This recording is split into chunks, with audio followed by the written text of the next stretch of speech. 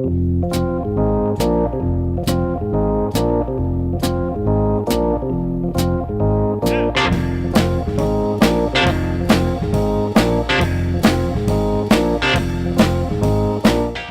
to the Two Blokes Chatting radio show on 94.7 The Pulse. Music, interviews, news, and, well, Two Blokes Chatting. Now, here are the two blokes. And a gentleman who's been on this show before, much loved and much heralded in the Australian music scene as well. Mike Rudd, good morning and welcome back to the Two Blokes Chatting radio show. Good morning, Rob. I have no golden guitars, I'm sorry. No, you don't. You probably didn't have quite the right genre to hit it in Tamworth. We actually did, Bill and I did actually go up to Tamworth once on some pretext or other, and we were met with stony cold silence.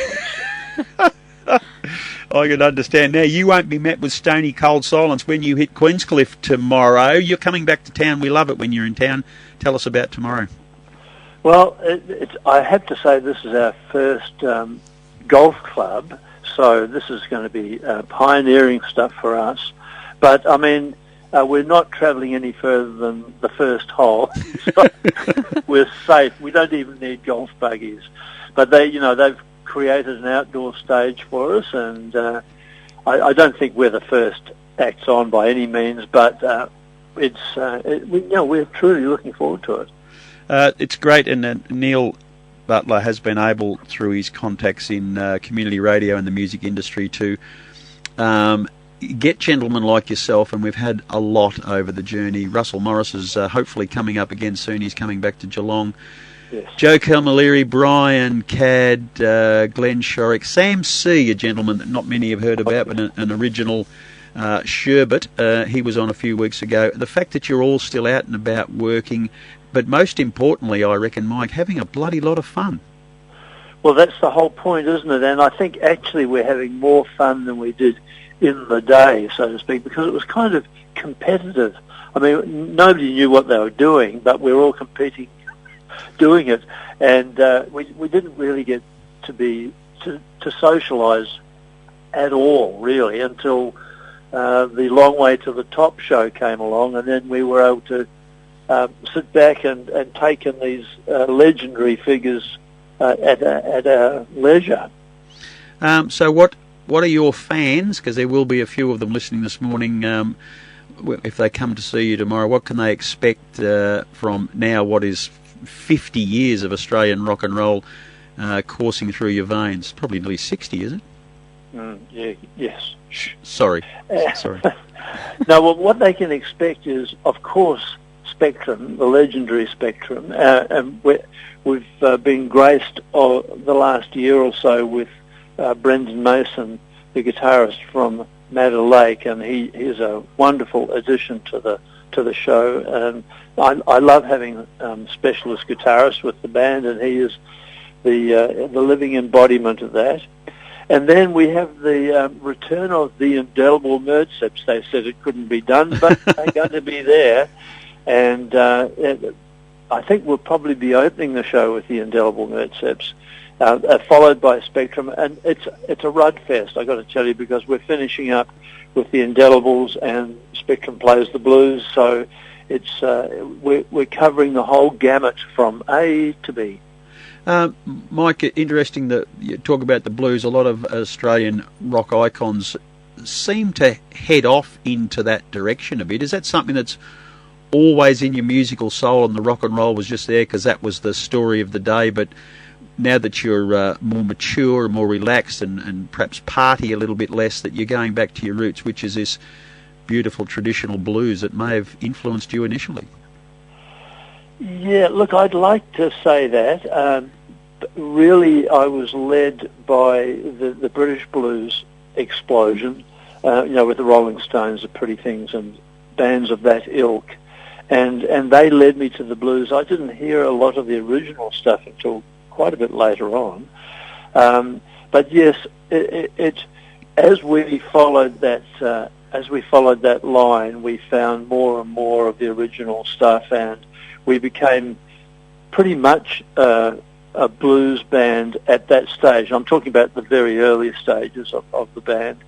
And as far as my guitaring and playing harmonica is concerned, yeah, that's totally blues.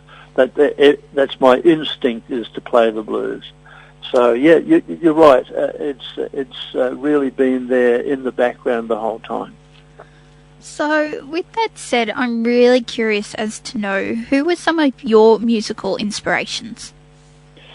Well, having said that, John Mayall and the Blues Breakers with Eric Clapton was an absolute revelation at the time, and then he took me on a journey, and I've had John Mayall kind of in the background or foreground. We covered one of his songs, actually, a song called "I'm Your Witch Doctor," which he and Eric Clapton got on the bottom part of the charts.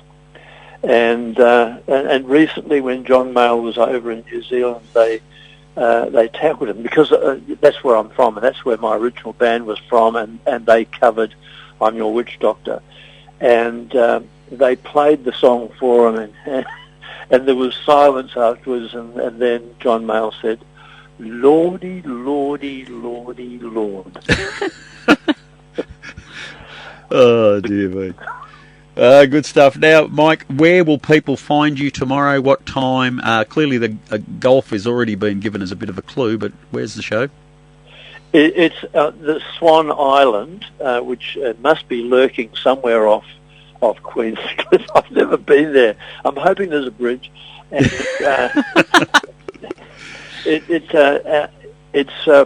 we're playing from 1 till 4, so it's a very civilised part of the day.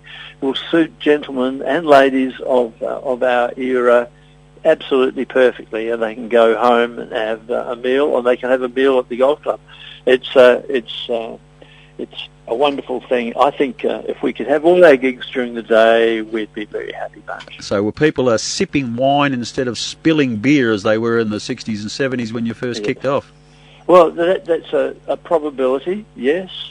I was struck with that at Port Fairy. They had the wine tent and the Guinness tent adjacent to each other, and you wandered from one to the other, and boy, there was such a difference in behaviour from the two crowds. It was fantastic. Where would people get tickets? Well, they can go to the Queenscliff Golf Club Facebook site, and they'll be directed to tickets there. Or I suppose they could just turn up. I haven't actually checked whether that's possible, but yes, go to the Queenscliff Golf Club Facebook site, and that will take you there. Mike Rudd and a cast of thousands tomorrow, Queenscliff Golf Club event at Swan Island, and get down and get amongst it. Mike, will you be wearing the white jacket? I won't be wearing the white jacket. I'll be wearing with the indelible Mertzeps. I'll be wearing a very lovely blue, navy blue jacket and a Panama hat. Magnificent.